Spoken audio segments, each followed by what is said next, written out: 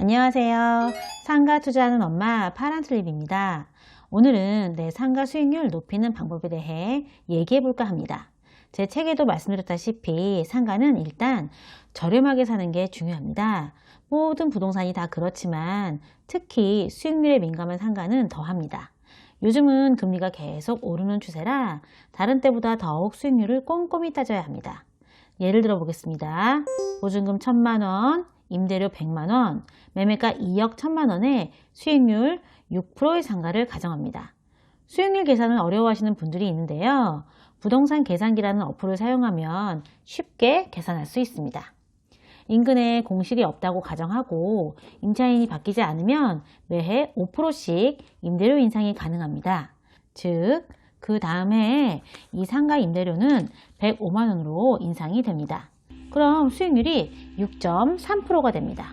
하지만 새로운 임차인으로 바뀌면 임대료를 5%보다 조금 더 올릴 수 있습니다. 이때가 내 상가 수익률을 끌어올릴 수 있는 기회입니다.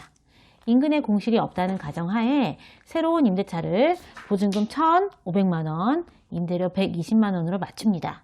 여기서 보증금을 1,000만 원에서 1,500만 원으로 올린 이유는 보증금은 임대료빈 없이 안전장치입니다. 그래서 일반적으로 월 임대료의 12개월치를 받아둡니다. 이 경우 임대료가 120만 원이면 보증금이 1,500만 원 정도는 되어야 합니다. 일반적으로 이 정도 임대료면 보증금을 2천만 원 정도 받기도 합니다.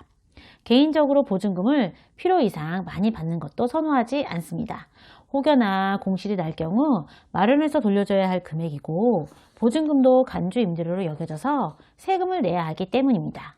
상가에 권리금이 있다면 임대료 인상에 대해 기존 임차인의 저항이 있을 수 있지만 물가 인상, 금리 인상 등의 상황이라 임차인을 납득시키기는 지금이 더 수월합니다.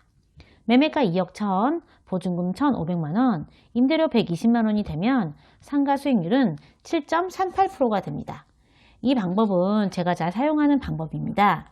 즉, 기존 임차인에게는 5%만 인상하거나 상황에 따라 기존 계약대로 인상 없이 연장하지만 새로운 임차인에게는 주변 시세나 시세보다 조금 더 높은 금액으로 임대료를 세팅합니다. 그런데 이게 가능하려면 상가 매수 시부터 가장 중요한 아래 원칙이 지켜져야 합니다. 첫째, 충분히 저렴한 가격에 매수해야 합니다. 즉, 살 때부터 수익률이 좋아야 합니다. 둘째, 매수할 때부터 내 상가 인근에 공실이 없어야 하고 혹시나 공실이 나도 새로운 임차인이 잘 들어오는 자리여야 합니다. 경험상 A급 입지가 아니더라도 임대료 100만 원 전후의 1인 상가는 부담 없는 임대료로 임차인이 잘 들어옵니다. 분양 상가 등 주변에 공실이 많은 상가에는 적용할 수 없는 방법입니다. 그리고 임대료가 비싼 지역도 새로운 임차인에게 쉽게 임대료를 올리기 힘듭니다. 임대료 절대값 자체가 워낙 높기 때문입니다. 예를 들어 500만 원 임대료 받는 상가의 임대료를 20% 인상하면 600만 원이 되지만 50만 원 임대료 받는 상가의 임대료를 20% 인상하면 60만 원이 됩니다.